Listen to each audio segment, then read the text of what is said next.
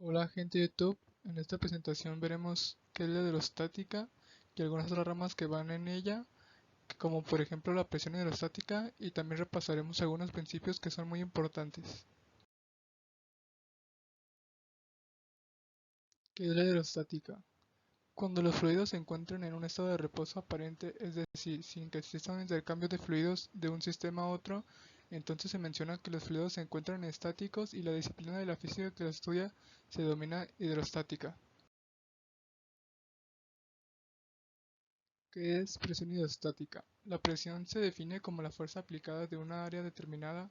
A partir de este concepto, se establece que los cuerpos sólidos ejercen presión de forma diferente que un fluido, pues la fuerza que ejerce un sólido es sobre la cara que se encuentra colocado con respecto a otro objeto.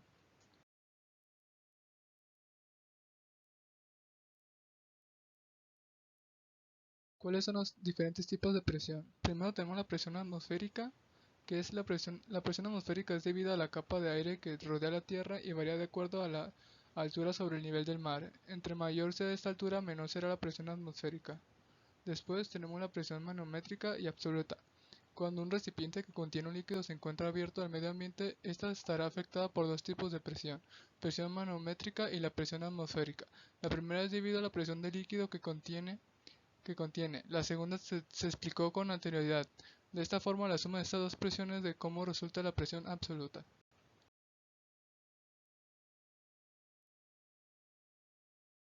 Principio de Pascal. Cuando se ejerce una presión externa a un líquido, este tiende a transmitirla, debido a que es una sustancia relativamente incomprensible, es decir, no cambian su volumen aunque la presión aumente. El primero en observar este fenómeno fue el matemático francés Blaise Pascal. En su no se nombró un principio que dice: toda presión que se ejerce sobre un líquido encerrado en un recipiente se transmite con la misma intensidad a todos los puntos del líquido y a las paredes del recipiente que los contiene. Una de las aplicaciones del principio se conoce como prensa hidráulica, la cual se compone de dos cilindros de diámetros diferentes, uno pequeño y otro grande. Cada uno de los cilindros contiene un embolo y ambos cilindros están conectados por medio de un tubo. Cuando se llena de un líquido, la presión ejercida en el embolo de diámetro pequeño se transmite al embolo de diámetro mayor. De acuerdo al principio de Pascal, se puede establecer que la presión que se aplica al embolo de entrada de la prensa hidráulica será igual a la presión en el embolo de salida. Por lo tanto, la presión de la salida F mayúscula de una prensa hidráulica depende de la fuerza de entrada F minúscula, del área del embolo de entrada A minúscula y del área del embolo de la salida A mayúscula, tal como se observan las siguientes fórmulas que están abajo a la izquierda.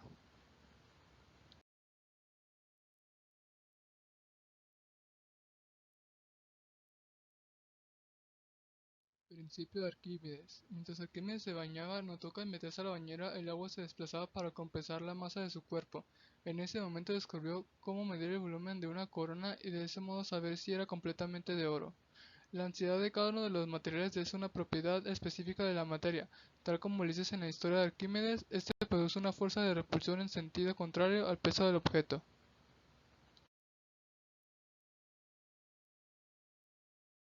Otra conclusión a la que sigue analizando el principio de Arquímedes es que la masa desplazada de un fluido cuando un cuerpo es sumergido en él es igual a la masa del objeto. Algunas de las aplicaciones son empleadas en los submarinos cuando cambia su densidad con respecto al agua del mar, se pueden sumergir o emerger. Otra aplicación de este principio se puede observar en los globos aerostáticos, pues al calentar el aire de la densidad cambia y el globo asciende. Y un ejemplo podemos verlo abajo a la izquierda, que es el del globo aerostático.